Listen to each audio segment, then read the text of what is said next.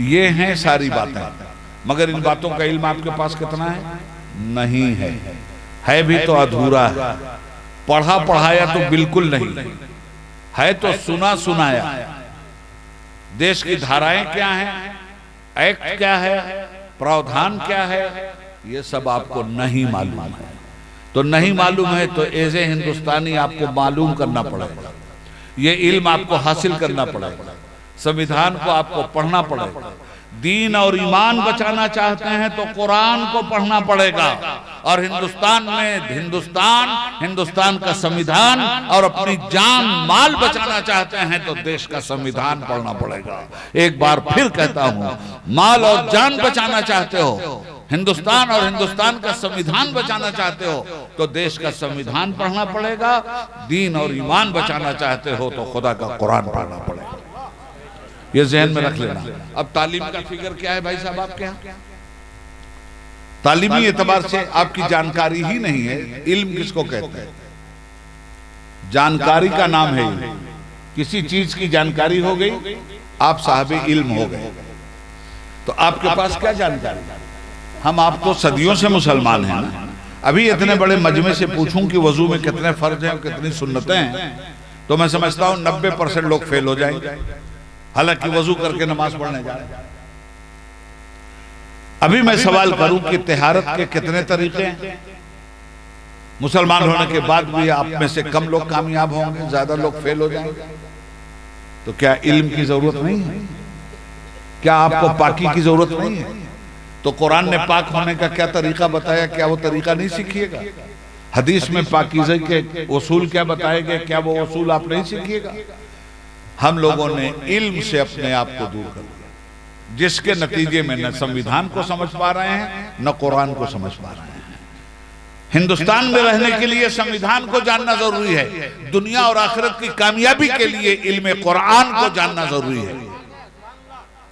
आज ये हाफिजों की दस्तार बंदी हुई, इन्होंने कुरान पढ़ा है, 6666 आयतें इन्होंने याद की। गौर से सुनिए बात, काम की बातें हैं। 6666। मुझे नारा लगवाना हो ना तो मैं कवर ड्राइव 4 रन का खिलाड़ी नहीं, मैं सिक्सर मारने का भी खिलाड़ी नहीं, मैं छक्का उक्का नहीं मारता। छक्का तो ये छक्के मार रहे हैं जो एनआरपी में हमको परेशान किए हुए हैं। मैं तो अट्ठा नहला दहला मारता हूं भाई। हर बात पर तुम्हें कुदवा दूंगा, और फायदा क्या होगा तुम्हारा? जिन बातों से तुम्हारा फायदा है वो बातें मैं तुम्हें समझा रहा हूं, सुन लेना। और किसी भी सच्चे हमदर्द की कहानी यही है कि वो जज्बात का अपने खून करके आवाम के जज्बात का एहतराम करता है। सुनो और गौर से सुनो, 6666 आयतें इन बच्चों को याद हुई, तब जाके इनके सर पे ये पगड़ी बंधी। दीना जी, जिसको हिंदी जुबान में अश्लोक कहते हैं, तो 6666 अश्लोक याद करना खेल तमाशा है। 6666 आयतें इन बच्चों ने याद की हैं, तब इन बच्चों को हाफिज़ कुरान कहा गया है। अब मुझे ये बताओ कि ये बच्चा कुरान करीम शुरू कहां से करता है? ये बच्चा या आप लोग जब कुरान पढ़ते हैं तो कहां से पढ़ते हैं? पहले पारे से ना। तो पहले क्या पढ़ते हैं आप? अल्हम्दुलिल्लाह रब्बिल आलमीन। मगर मुझे आप ये बताओ कि अल्हम्दुलिल्लाह रब्बिल आलमीन तो बाद में नाजिल हुई। अर्रहमानिर रहीम मालिकी यौमिद्दीन इय्याका नअबुदु व इय्याका नस्तईन इहदिनस सिरातल मुस्तकीम सिरातल लज़ीना अनअमता अलैहिम गैरिल मग़दूबि अलैहिम वलद्दालिन सब बाद में नाजिल हुई हैं। अकीमुस सलात, नमाज कायम करो, बहुत बाद में नाजिल हुई। आतु ज़कात, ज़कात दो, बहुत बाद में हुक्म आया। वातिमुल हज वल उम्रता लिल्लाह, अल्लाह के लिए हज और उम्रा करो, बहुत बाद में हुक्म आया। या अय्युहल्लज़ीना आमनू कुतिबा अलैकुमुस सियामु कमा कुतिबा अलल्लज़ीना मिन क़ब्लिकुम लअल्लकुम तत्तक़ून, ऐ ईमान वालो रोजा रखो, बाद में ये हुक्म आया। इन्नमल खम्र वल मैसर वल अंसाब वल अज़लामु रिज्सुम मिन अमलि शैतान, जुआ, शराब, लॉटरी, पासा, ये सब शैतान के काम है, हराम है ये। बाद में ये हुक्म आया, गीबत चुगली मत करो, बाद में ये आयत नाजिल हुई है।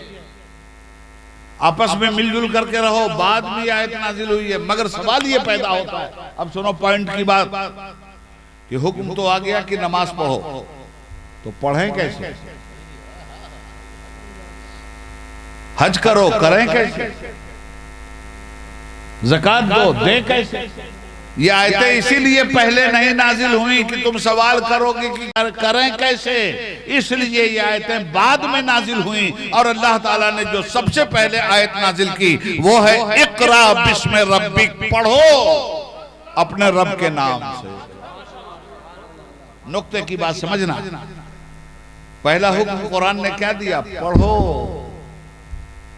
जिस कौम को ये हुक्म मिला था पढ़ो, इस कौम की तालीम बताऊं तुम्हें क्या? ये मदरसों के नाम पे जो इतना शोर मचाया जा रहा है, ये मदरसों में मुसलमान बच्चे जाते ही कितना है? 30 करोड़ की आबादी हिंदुस्तान में रखने वाला हिंदुस्तानी मुसलमान जनसंख्या के एतबार से कम 30 करोड़ है। इन 30 करोड़ लोगों के बच्चे कै % है मदरसे में? आपको नहीं मालूम, मैं बताता हूं। कुल 4% आपके बच्चे मदरसे में पढ़ रहे हैं। इल्म दीन कितने % बच्चे हासिल कर रहे हैं मुसलमानों को? कुल 4%। 100 बच्चों में 4% लोग इस्लाम की तालीम हासिल कर रहे हैं। 96% लोग इल्म कुरान और इल्म हदीस से गाफिल। ये डाटा कुल 4%। हवा यही जो रहेगी तो है नकीब बहार, कहां से आएंगी रानाइयां चमन के लिए? गलत रवि से मनाजिल का बहुत बढ़ता है, मुसाफिरों रवि से कारवां बदल डाले। कुल 4% मदरसे में ये आपके बच्चे आ रहे हैं। 96% आपके बच्चे मदरसा नहीं आते। भैया थोड़ी देर तक जरा हमें बचाओ, हम बहुत काम की बातें कर रहे हैं, जरा लाउड स्पीकर सही रखेगा। 4%। अच्छा चलिए, हमने सोचा कि हो सकता है आप अंग्रेजी स्कूलों में भेज रहे हैं, तो वहां भी हमने आपका सर्वे कर लिया।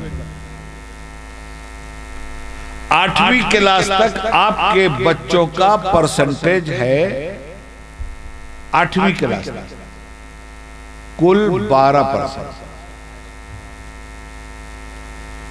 गोया आपके बच्चे 8वीं क्लास तक जाते जाते बैक टू पवेलियन हो जाते, कारण कुछ भी हो।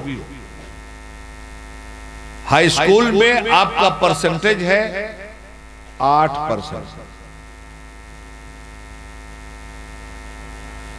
ग्रेजुएशन में आपका परसेंटेज है 5%, हाई एजुकेशन में आपका परसेंटेज है 0 बटा सन्नाटा, गोल गोल गोल। तालीम ही नहीं होगी तो आप जिंदगी को कामयाबी से गुजार सकते हैं? आपको दुनिया की भी तालीम चाहिए और आखिरत की भी तालीम चाहिए।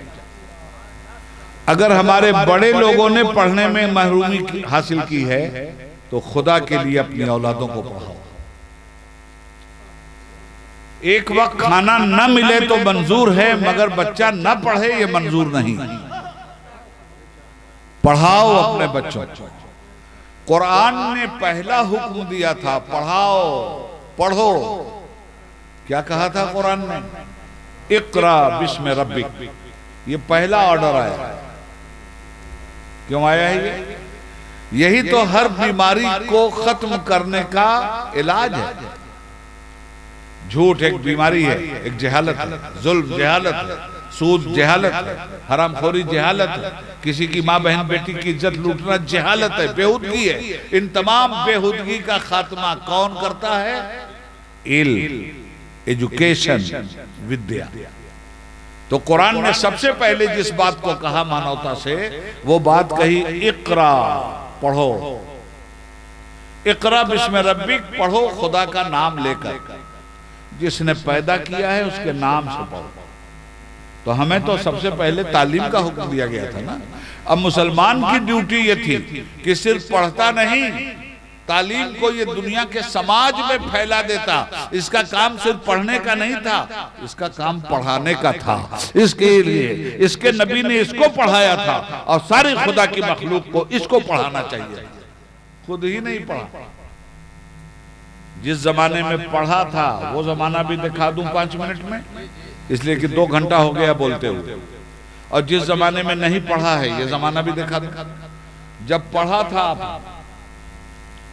आज पूरे हिंदुस्तान का सफर ईस्ट से लेके वेस्ट तक हम ज्यादा से ज्यादा 3 घंटे में मुकम्मल कर सकते हैं। किस सवारी के जरिए? हवाई जहाज के जरिए। गौर से सुनो बात, ये जदीद टेक्नोलॉजी जमीन की मसाफत को इसने खींच लिया है, तनावों को इसने पकड़ लिया। तो ये हवाई जहाज बनाने वालों का एहसान है कि नहीं? तो उन्होंने जहालत की बुनियाद पे हवाई जहाज बनाया या इल्म की बुनियाद? इल्म था तब ना बनाया। बनाने वालों का नाम मालूम है आपके पास? इल्म ही नहीं है तो मालूम क्या हो? ये बनाने वाले 2 भाई थे, अंग्रेज।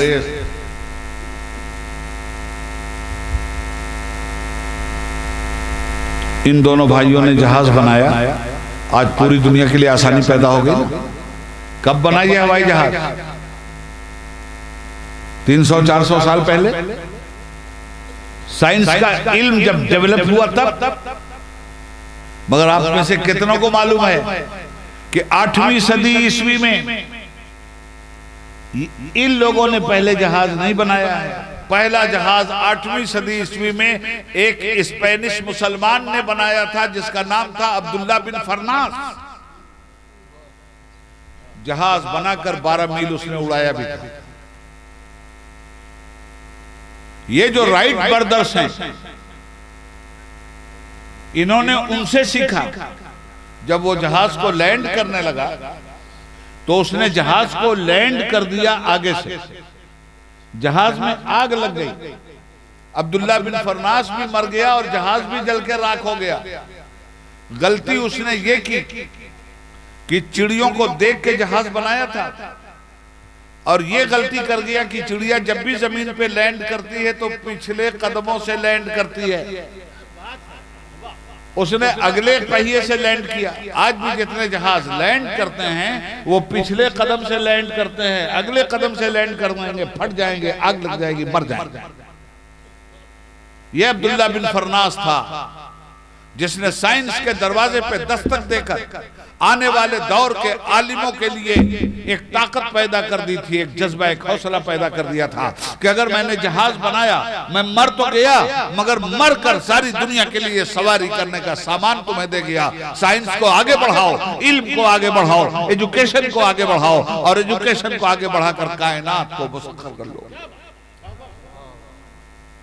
ये जमीन, तो जमीन का इल्म नहीं होगा तो जमीन से फायदा उठा पाओगे?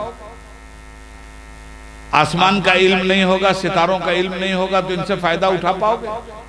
हिसाब का इल्म नहीं होगा, ज्योग्राफिया का इल्म नहीं होगा तो इससे फायदा उठा पाओगे? याद रखना, कुरान में सब कुछ है। कोई ऐसा इल्म नहीं है जो कुरान में मौजूद ना हो, और कोई ऐसा इल्म नहीं है जो परवरदिगार आलम ने आदमी को न दिया हो। अब मैं कोट करता हूं कुरान करीम को, वअल्लमा आदम अल अस्मा कुल्लहा। अल्लाह फरमाता है मैंने आदम को हर शय का इल्म दिया। कौन सी चीज है, क्या है, ये भी आदम अलैहिस्सलाम जानते थे। इस चीज के अंदर खासियत क्या है, ये भी आदम अलैहिस्सलाम जानते थे। इस चीज को इस्तेमाल करने का तजर्बा क्या है और इसके नुकसान और फायदे क्या हैं, ये भी आदम अलैहिस्सलाम जानते थे। तो हमारा जो बाप था, हमारे बाप को, इंसानियत के बाप को, आदमियत के बाप को अल्लाह ताला ने हर चीज का इल्म देकर जमीन पे उतारा। ये जितनी जुबानें हम लोग बोल रहे हैं ना, ये किसकी जुबान है? जानवर की है क्या? ये संस्कृत जानवर की जुबान नहीं है, आदमी की जुबान। ये अरबी, इंग्लिश, हिंदी, ये जानवर की जुबान, गधे की जुबान नहीं है, आदमी की जुबान। ये मलयालम, ये गुजराती, ये मराठी, ये भोजपुरी, ये आदमी की जुबान। आदमी की जुबान क्यों है? इसलिए कि इसके बाप आदम की जुबान है। इसके बाप को ये सारी जुबानें मिली थी। जितनी जुबानें आदमी बोल रहा है, ये सारी जुबानें आदम अलैहिस्सलाम की थी। औलादों में ये जुबानें आई, बट गई। कहीं किसी औलाद ने कोई जुबान अख्तियार कर ली, किसी औलाद ने कोई जुबान अख्तियार कर ली। तो कुरान कहता है वह अल्लमा आदम अल-अस्माअ कुल्लहा, हमने आदम को हर चीज का इल्म बख्शा। तो हर चीज का इल्म तो आपके पास वरासत में आ गया, धरोहर में आ गया, इंसान के लिए आया ना भाई। मैं इल्म पे बोल रहा हूं, याद रखना। इसलिए कि तालीम आपके इलाके में बहुत कमजोर है, मुझे पता है। तालीम का ध्यान रखिएगा आप। ये बातें जो बता के जा रहा हूं, मुझे अफसोस है कि जलसों में इस तरह की बातें नहीं होती हैं। जलसों में जज्बाती बातें होती हैं, नारा लगवाने के लिए बातें होती हैं, लतीफा सुनाया जाता है, खेल मस्खरी की जाती है, बात बात पे नारा, बात बात पे तमाशा। मत करो जलसों में, इससे तुम्हें कोई फायदा नहीं होने वाला है। तुम्हें फायदा उन बातों से होने वाला है जिन बातों से तुम इल्म सीखो और उस पर अमल करो। तो आदम अलैहिस्सलाम को जब सब इल्म दिया, तो अब आइए कुरान क्या कहता है। सारी कायनात में जो कुछ भी है, सुनिए, अल्लाह ताला ने कितना बड़ा इल्म आपको दिया और कितनी बड़ी नेमत आपको दिया और कितनी बड़ी नेमत से आप खिलवाड़ कर रहे हैं। सारी कायनात में जो कुछ है, अल्लाह क्या कहता है मालूम है? वला रतबिन वला याबिसिन इल्ला फी किताबिन मुबीन। कोई खुशकोतर ऐसा नहीं है जो हमारी किताब में मौजूद है। आदमी कहाँ बसता है भाई साहब? इंसान या खुशकी पे बसता है जमीन पे, या तरी पे बसता है। कितने इंसान हैं जो समंदरों में रहते हैं? जहाज समंदर में रहते हैं कि नहीं? तो समंदर में भी आदमी, जमीन के ऊपर भी आदमी। कुरान क्या कह रहा है? वला रतबिन वला याबिसिन इल्ला फी किताबिन मुबीन। कोई खुशकोतर ऐसा नहीं है जो हमारी किताब में मौजूद हो। अच्छा, अब आइए इल्म की दूसरी बात बताऊं। मुझसे कहा गया था कि हजरत थोड़ा सा इल्म पे बोल दीजिए। मैं आपकी फरमाइश पे बोल रहा हूं। आगे सुनिए कुरान क्या कह रहा है। अपना पावर आपने इस्तेमाल नहीं किया, इल्म हासिल कीजिए। इल्म, कुरान क्या कह रहा है आपको पता ही नहीं। कुरान कह रहा है वसख्खर लकुम मा फिस समावाति व मा फिल अर्दि जमीअम मिन्हु। सूरह जासिया 25वां पारा।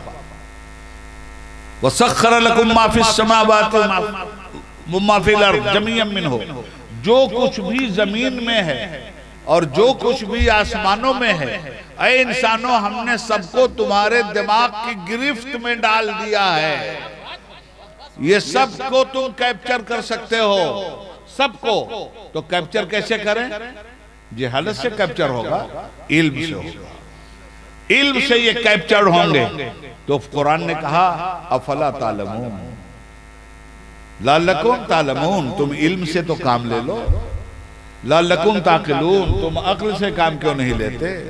लअल्लकुम ततफक्करून, तुम गौर व फिक्र से काम क्यों नहीं लेते? लअल्लकुम तज़क्करून, तुम तारीख से काम क्यों नहीं लेते? अफला तुबसिरून, तुम बसीरत से काम क्यों नहीं लेते? तुम बसारत से काम क्यों नहीं लेते? मालूम यह हुआ कि इन तमाम तर चीजों को जानने का जरिया सिर्फ इल्म है, और इल्म के जरिए पता चलेगा कि जमीन के अंदर क्या है और आसमानों की दुनिया में क्या है। जिन लोगों ने ये इल्म हासिल किया, जिन मुल्कों ने भी इल्म की फैक्ट्री खोली, वहां मादनियात के खजाने जमीन से आसमान की बारिश की तरह निकल रहे हैं। ये बिहार है ना, कोल फील्ड इसी बिहार में है ना, झारखंड में है। अब बिहार में नहीं निकल रहा है कहीं कोयला, चलिए नहीं निकल रहा, पत्थर तो निकल रहा है ना, बालू तो निकल रहा है ना। अच्छा, फिर अभी तो जरा हमारे गले के नीचे झारखंड उतरता नहीं है, अभी तक हम उसे बिहार ही समझते। कल ना लकीर खींची है आपने, था तो मैं जब यहाँ से एमपी था बिहार से, तो झारखंड भी बिहार ही में था दीना भाई। मैं 6 साल तक बिहार से मेंबर पार्लियामेंट रहा हूं। अर्ज ये करना चाहता हूं आपसे कि ये जो कोयला निकल रहा है, किसने पता लगाया कोयला है? इसके लिए बाकायदा इल्म है, यूनिवर्सिटी है, पढ़ाई है, इसका इंजीनियर होता है। जब इंजीनियर हुआ, उसने जमीन की मिट्टी उठाया, सूंघा, और उसने गवर्नमेंट से कहा 2-4 अरब डॉलर का प्रोजेक्ट यहाँ इस मैदान में लगा दो, 2-4 अरब रुपया इस जमीन के अंदर पिला दो। तो गवर्नमेंट ने कहा क्यों पिला दो भाई?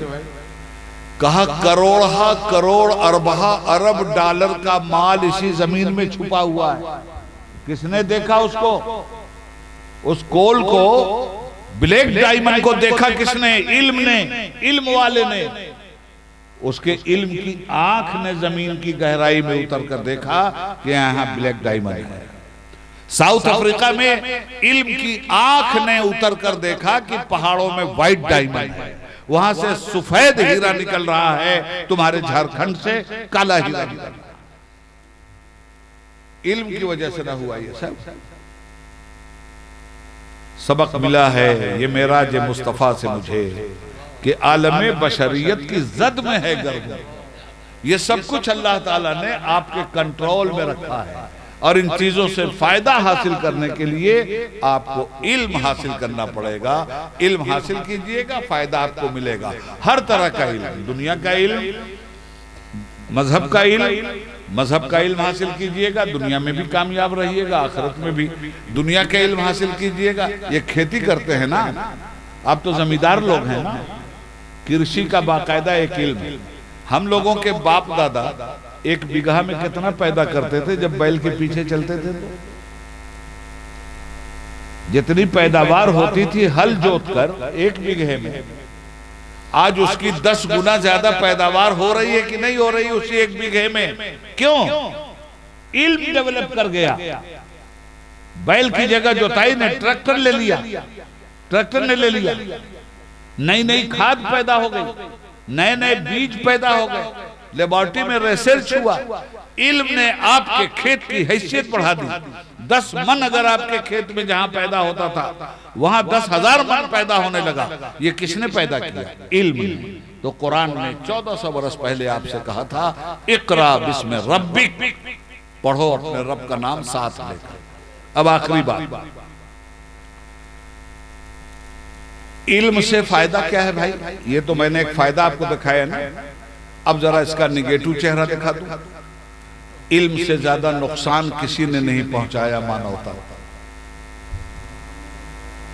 इल्म ने हलाक किया इंसान, इल्म ने बर्बाद किया इंसान। मैं इस दावे पे दलील भी दूंगा। ये लोग जो हुकूमत में भ्रष्टाचार कर रहे हैं, ये जाहिल हैं कि पढ़े लिखे लोग? ये जो छोटा मोदी, नीरो मोदी 32,000 करोड़ रुपया पंजाब नेशनल बैंक का लूट के भाग गया हिंदुस्तान से, ये पढ़ा लिखा था कि गैर पढ़ा लिखा? हर वो भ्रष्टाचारी हाकिम जो जेल की सुलाखों के पीछे है अपने भ्रष्टाचार की वजह से, वो पढ़ा लिखा है या जाहिल है? पढ़े लिखे लोगों ने ये सब जाल फैलाया ना। तो ऐसे इल्म से फायदा क्या जो इंसान को हलाक कर दे? ये एटम बम बन रहे हैं, किसके लिए? गाय पे प्रयोग करने के लिए, सुअर पर। ये एटम बम से मारे कौन जा रहे हैं? इंसान ना। तो इल्म ने तो बहुत बर्बाद किया।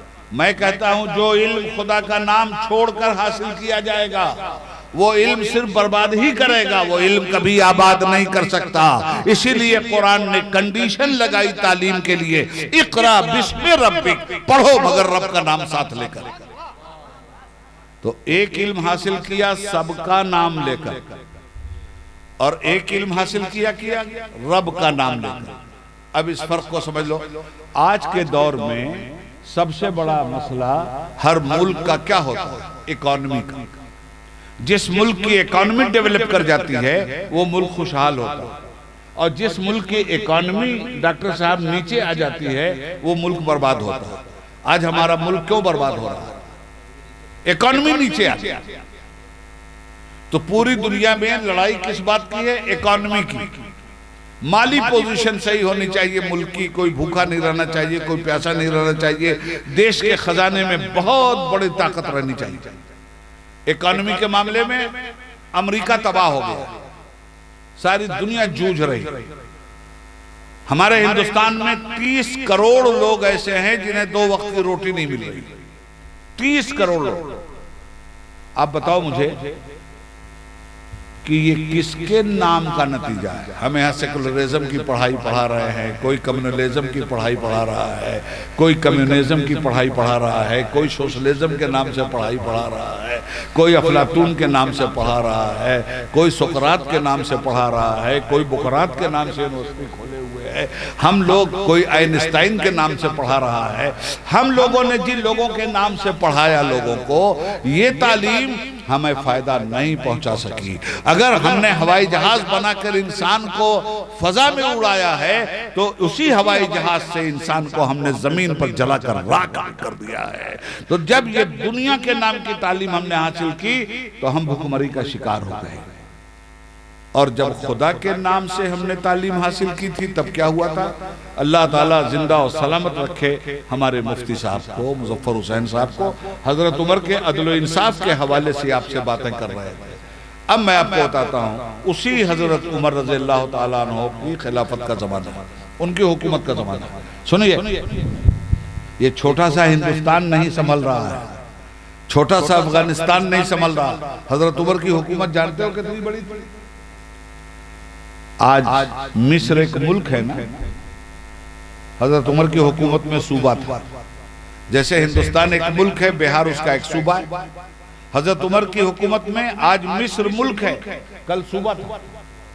आज बहरीन मुल्क है, कल सूबा था। आज इराक मुल्क है, कल सूबा था। आज ईरान मुल्क है, कल सूबा था। आज यमन मुल्क है, कल सूबा था। आज ओमान मुल्क है, कल सूबा था।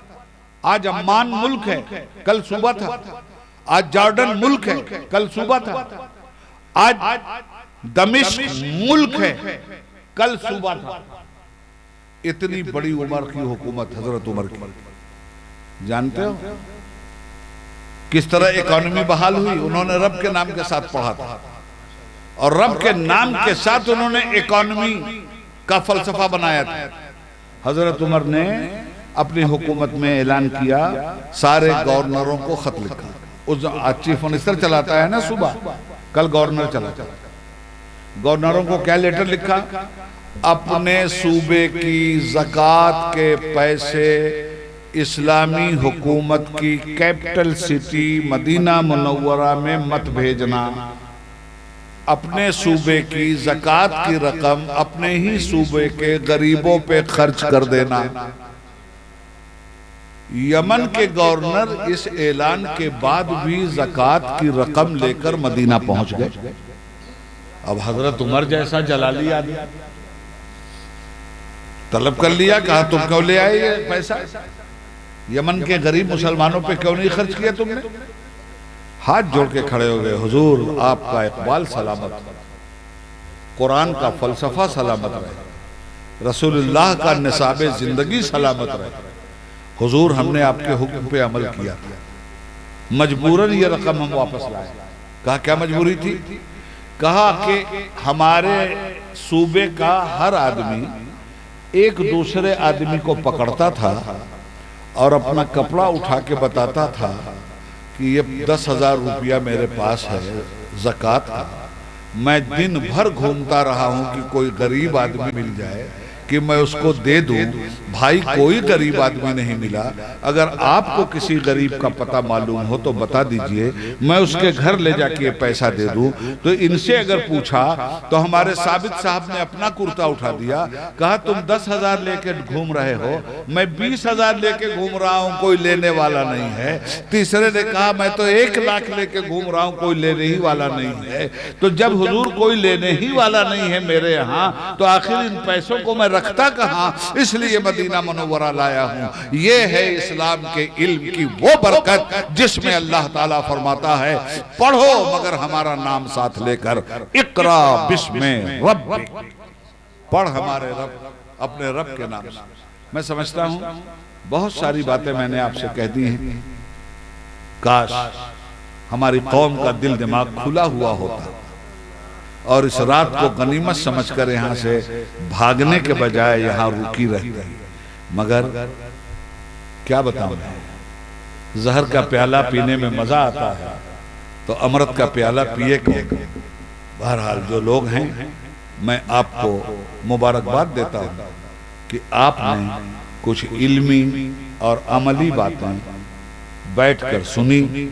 मुझे उम्मीद नहीं बल्कि यकीन है कि जिन लोगों ने इतना साहस दिखाकर मुझे सुना है वो खुद भी अमल करेंगे, अपने बाल बच्चों को भी पढ़ाएंगे।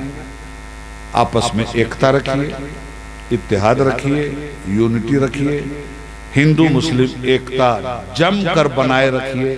किसी को हिंदुओं और मुसलमानों के बीच में नफरत पैदा करने का मौका मत दीजिए। अल्लाह रब्बुल आलमीन से दुआ है कि परवरदिगार, मेरे तेरे बंदों पर 2 घंटे अपना पसीना बहाया है। मेरे महबूब, अगर इस पूरी तकरीर में मुझसे कोई शरई गलती हुई हो तो तेरे बंदों को गवाह बनाकर मैं खुली हुई तौबा करता हूँ और पढ़ता हूँ, अस्तगफिरुल्लाह रब्बी मिन कुल्लि ज़ंबिन व अतूबु इलैहि व आखिर दावाना अल्हम्दुलिल्लाहि रब्बिल आलमीन। अस्सलामु अलैकुम। जलसा खत्म नहीं हुआ, मेरी तकरीर खत्म। अब मुझे आगे जाना। अब कोरोना वायरस का जमाना, हाथ मिलाना खतरे से खाली नहीं। दिल हमारे आपके मिले हुए हैं, इसलिए बराह करम बिना हाथ मिलाए हुए हमें जाने दीजिए और आपस में भी इस बात का उस वक्त तक एहतियात रख लीजिए जब तक इस वायरस का खतरा बाकी। अल्लाह हाफ़िज़।